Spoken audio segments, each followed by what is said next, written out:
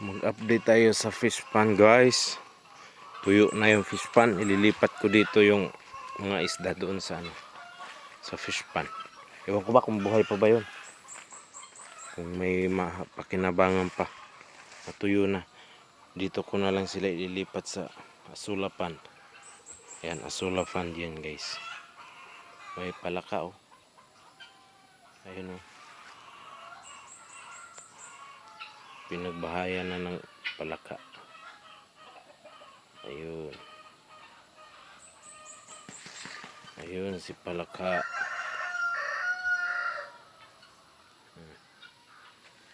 Malaki na.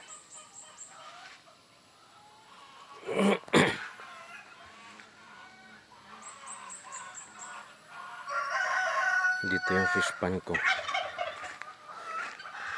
Tuyo na. Grabing init na rin kasi rito. Kaya natuyo yung fish pan. Wala kasi source ng tubig dito. Yan yung baboy ko, guys. Isa na lang natira yan dyan. Ito pala sa itik. Nangitlog na yung itik ko, guys. Silip muna tayo dito sa itik. Yan, nag-ani pala ng abaka.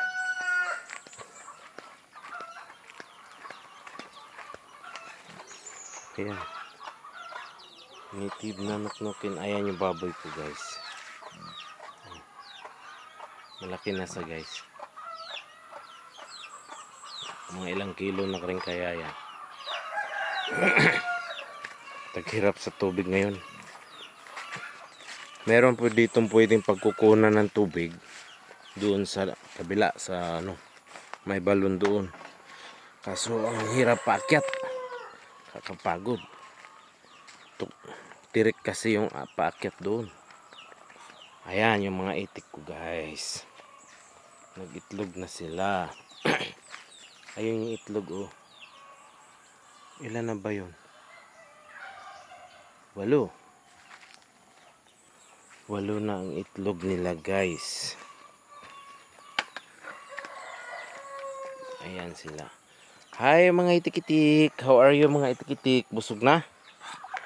Busog na mga itik-itik? Ayan sila. Ayan yung itlog nila, oh. Ayan.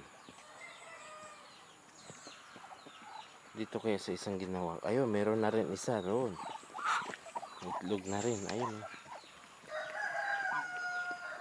Ayun.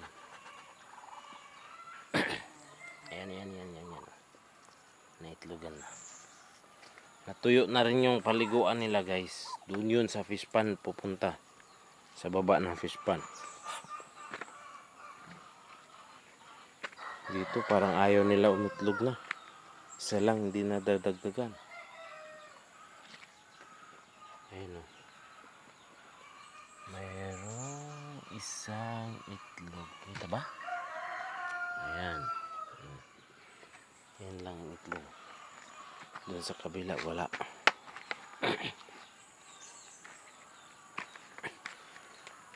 Doon na sa fish pan, guys. Natuyo yung fish pan.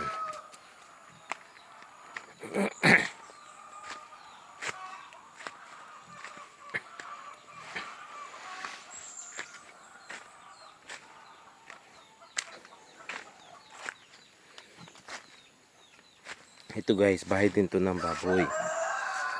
Pero nabenta na. Biik pa lang nabenta na. Itsunin. Kaya wala na siyang laman. Taghirap ngayon ng tubig dito kaya di mo na mag-alaga ng baboy. Summer na kasi.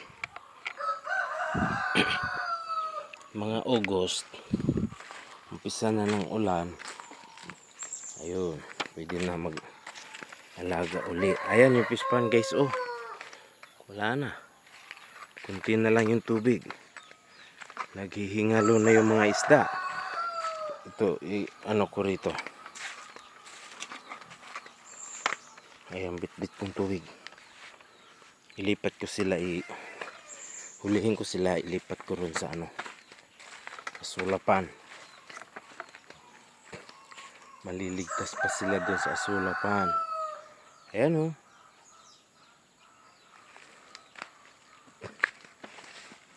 Aray ko. Nako. Pati paliguan ng itik wala na.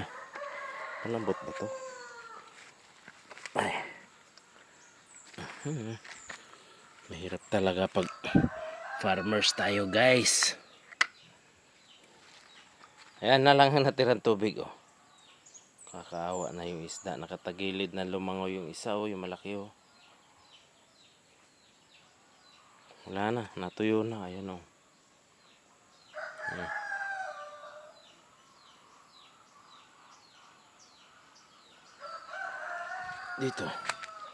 Dito yung itik pupunta. Tuyo na rin yung paliguan nila. May kunting tilapia rin dito kasi pag umaapaw dito ng tag-ulan naanod yung isda. Dito sila sumabit.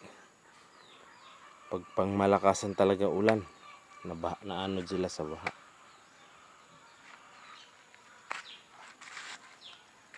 Pati yung ginawa kong balon na pang hugas ng baboy wala nang tubig. Ayan oh. Wala nang tubig. Tuyo. Okay guys, thank you for watching guys. Hulihin ko muna itong mga isda guys. Ako lang kasi mag-isa, walang mahahawak ng camera.